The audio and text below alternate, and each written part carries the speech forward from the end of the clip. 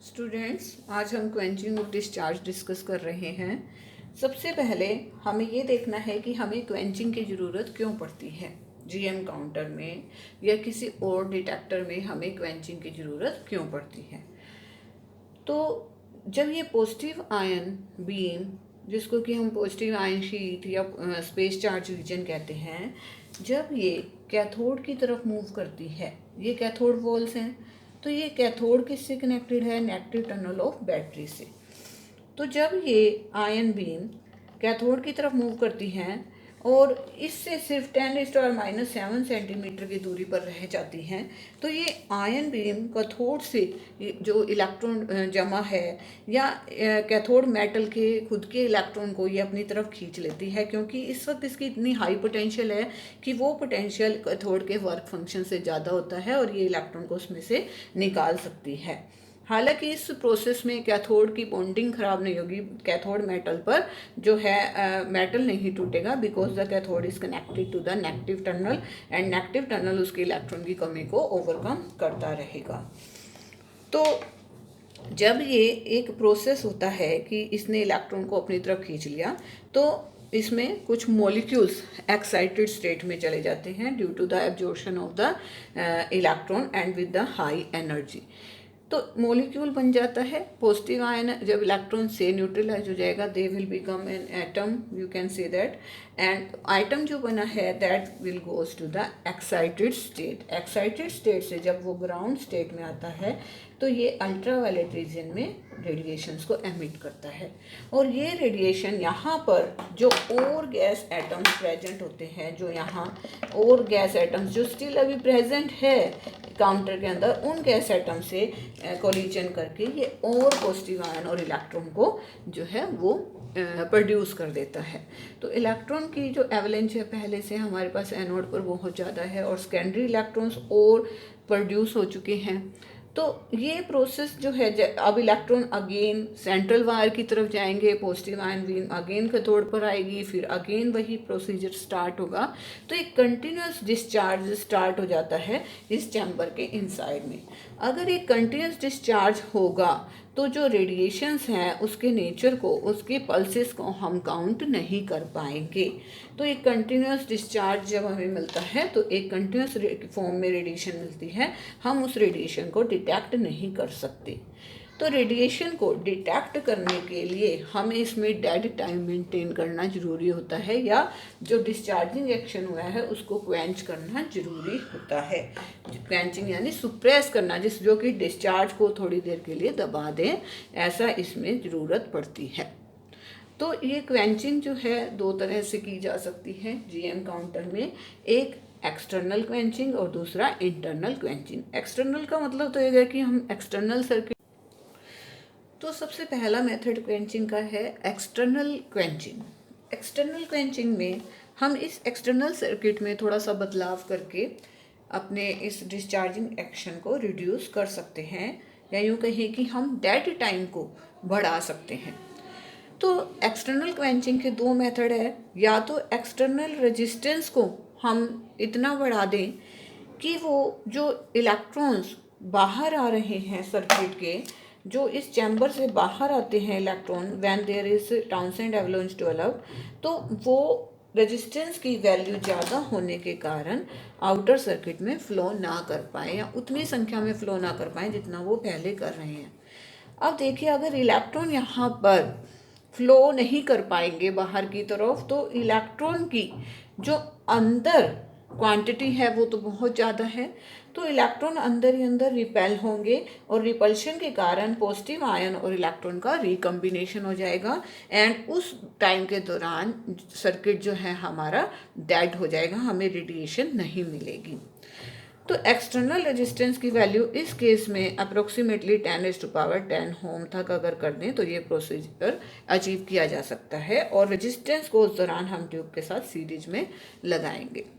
Second, auxiliary electronic circuit, जैसे कि यहाँ सीरीज में ही दिखा रखा है अभी भी, ऑक्सिलियरी इलेक्ट्रॉनिक सर्किट बनाकर भी हम इसको रिड्यूस कर सकते हैं। ऑक्सिलियरी इलेक्ट्रॉनिक सर्किट का क्या मतलब है कि मतलब अगर ये जो एनोड है, इस एनोड को हमने पॉजिटिव पोटेंशियल दी है ताकि इस पर इलेक्ट्रॉन आ सके। अगर हम इसके साथ मल्टी वाइब्रेटर लगा दें और जिस समय हमें इसको डिस्चार्जिंग एक्शन को क्वेंच करना है, सप्रेस करना है, उस दौरान हम इसको पॉजिटिव पोटेंशियल देने के बजाय नेगेटिव पोटेंशियल दे दें, तो क्या होगा, जो प्रोसीजर है वो एकदम से स्टॉप हो जाएगा, गैस मल्टीप्लिकेशन फैक्टर रिड्यूस होगा, एंड जिसके कारण अगेन जो इलेक्ट्रॉन है नेगेटिव टर्मिनल एनोड का होने के कारण वापस सिलेंडर में जाएंगे और वो रिकम्बाइन होने की कोशिश करेंगे विद द पॉजिटिव आयन। तो these are the two method for the external quenching. Second method है कि हम अपने जीएम काउंटर की, गाइगर मूलर काउंटर को इंटरनल क्वेंचिंग से भी सप्रेस कर सकते हैं डिस्चार्जिंग एक्शन को। तो इंटरनल क्वेंचिंग में क्या होता है? इंटरनल क्वेंचिंग के लिए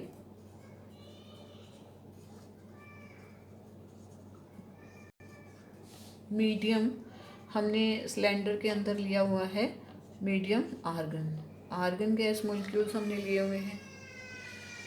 तो इंटरनल क्वेंचिंग के लिए बहुत सारे हमारे पास सोर्सेस हैं, जैसे ऑर्गेनिक मॉलिक्यूल्स ले सकते हैं हम, वेपर्स ले सकते हैं मीथेन के, पॉलीएटॉमिक गैसेस ले सकते हैं, और बेसिकली जो जीएम काउंटर में यूज़ किया जाता है, गाइगर मूलर काउंटर में यूज़ किया जाता है, वो है इथाइल अल्कोहल। इथाइल अल्कोहल को 10% लिया जाता है, आर्गन गैस को 90%। तो जब इथाइल अल्कोहल इसमें डाला जाता है, इथाइल अल्कोहल की प्रॉपर्टी क्या है? ये बहुत कम एनर्जी पर, बहुत कम पोटेंशियल पर, आयनाइजेशन पोटेंशियल पर ये आयनाइज हो जाता है। इसकी जो आयनाइजेशन पोटेंशियल है लगभग 11.3 इलेक्ट्रॉन वोल्ट है, जबकि जो आर्गन की है वो लगभग 15.7 इलेक्ट्रॉन वोल्ट के आसपास होती है। तो लो आयनाइजेशन पोटेंशियल है इसकी, ये बहुत तेज़ी से आयनाइज हो जाएगा जब हम चैम्बर में डालेंगे। अब चैम्बर में हमारे पास बेसिकली प्रोसेस क्या चलता है?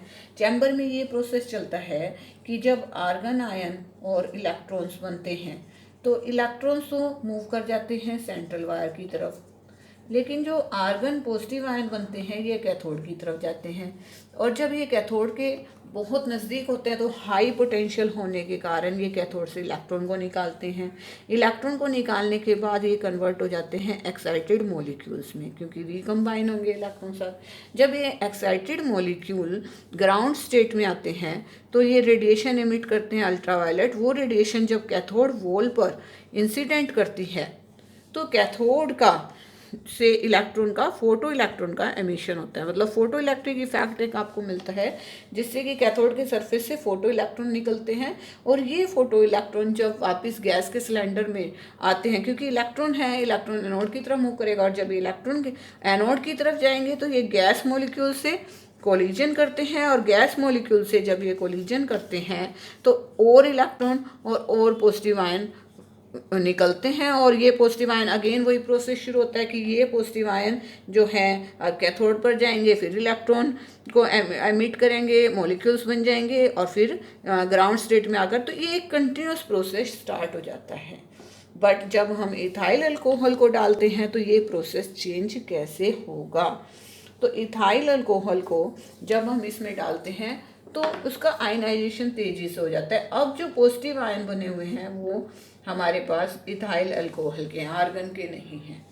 ये पॉजिटिव आयन जब उसी प्रोसेस से कैथोड से इलेक्ट्रॉन को निकालकर मॉलिक्यूल्स बनाते हैं, तो मॉलिक्यूल्स जो हैं वो, इसकी क्या टेंडेंसी है, वो डिकम्पोज हो जाते हैं, वो मॉलिक्यूल्स टूट जाते हैं, एक्साइटेड स्टेट में नहीं जाते, फोटो इलेक्ट्रॉन को एमिट नहीं करते। और फोटो इलेक्ट्रॉन अगर एमिट नहीं होंगे, नो फोटो इलेक्ट्रॉन, अगर फोटो इलेक्ट्रॉन नहीं निकले हैं तो जो सेकेंडरी आयनाइजेशन होता है, जब इन इलेक्ट्रॉन को गैस मॉलिक्यूल्स के साथ टकराना था या सेकेंडरी आयनाइजेशन होना था, वो प्रोसेस नहीं हो पाएगा। अगर सेकेंडरी आयनाइजेशन नहीं होगा तो पॉजिटिव आयन शीट जो दोबारा से बननी थी वो नहीं बनेगी, और अगर वो नहीं बनेगी तो क्या होगा कि ये जो प्रोसीजर है वो रुक जाएगा।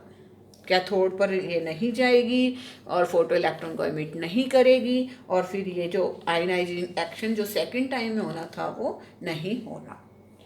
तो इथाइल अल्कोहल के कारण जो मॉलिक्यूल्स एक्साइट हुए थे वो डीकम्पोज हो गए, एंड डीकम्पोज होने की वजह से फोटो इलेक्ट्रॉन नहीं मिले, इसलिए सेकंड एवलांच जो प्रोड्यूस होनी थी वो इलेक्ट्रॉन की नहीं हुई।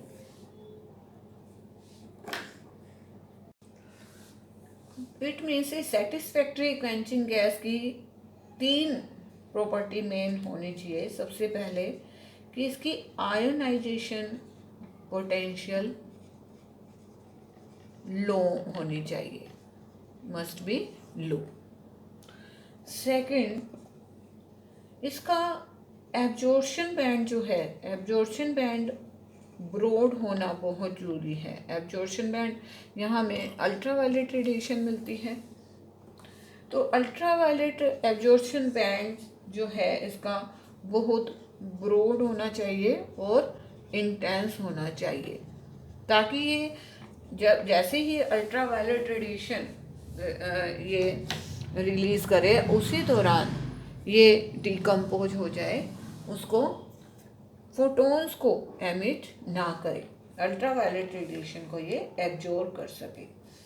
3, कि ये डिसोशिएशन इसका फास्ट हो, डिसोशिएशन होना चाहिए इसका, डिसोशिएशन मस्ट, अगर डिसोशिएशन नहीं होगा तो ये फोटोन के एमिशन को दे देगा, और जिसके कारण सेकंड एवलांच स्टार्ट हो जाएगा और एक कंटिन्यूस पल्स मिलनी शुरू हो जाएगी। तो डिसोशिएशन इज मस्ट, कि ये इसका जो डिसोशिएशन, जब ये इलेक्ट्रॉन को एब्जॉर्ब करता है तो उस दौरान इसका डिसोशिएशन हो जाना चाहिए। Halogen is also a good quenching, have the good quenching halogen is also have the good quenching properties। 0.1% halogen gas, halogen gas जैसे कि क्लोरीन या फिर ब्रोमीन को अगर इनर्ट गैस के साथ मिक्स कर दिया जाता है तो मॉलिक्यूल्स जो है हर एक डिस्चार्ज पर डिसोसिएट आसानी से हो जाएंगे, डिसोसिएशन एक्शन फास्ट होगा। डिसोसिएशन हेलोजन मॉलिक्यूल्स जो है कंबाइन हो जाते हैं एंड में, डिस्चार्ज के एंड में ये कंबाइन हो जाते हैं, और जिसके कारण ट्यूब का जो लाइफ टाइम है वो अनलिमिटेड लाइफ टाइम हो जाता है, क्योंकि हर एक डिसोसिएशन के बाद क्या होंगे, ये वापस कंबाइन हो जाएंगे। तो अनलिमिटेड टाइम जो ट्यूब का है ये क्रिएट कर देते हैं, और डिसोसिएशन के बाद कंबाइन भी ये डिस्चार्जिंग एक्शन कंप्लीट होने के बाद देंगे, जिसके कारण क्वेंचिंग एक्शन भी हमारा मेंटेन रहेगा ट्यूब के इनसाइड में। तो हेलोजन मॉलिक्यूल्स केमिकली इतने ज़्यादा एक्टिव होते हैं कि इसके लिए जो एक काउंटर का जो मटेरियल लेना पड़ता है, मतलब कि सिलेंडर का जो मटेरियल लेना पड़ता है वो सिर्फ 300 to 700 वोल्ट पर ही ऑपरेट करवाया जा सकता है अगर हेलोजन गैस ली है, और इसकी जो टेम्परेचर रेंज है 50 डिग्री सेल्सियस से लेकर 60 डिग्री सेल्सियस तक होती है। जबकि एक ऑर्गेनिक कंपाउंड को अगर क्वेंचिंग मटेरियल लिया जाए तो ये 0 डिग्री सेल्सियस पर वर्क करना बंद कर देगा, सीज हो जाएगा इसका वर्क, क्योंकि ऑर्गेनिक गैस जो है कंडेंस हो जाता है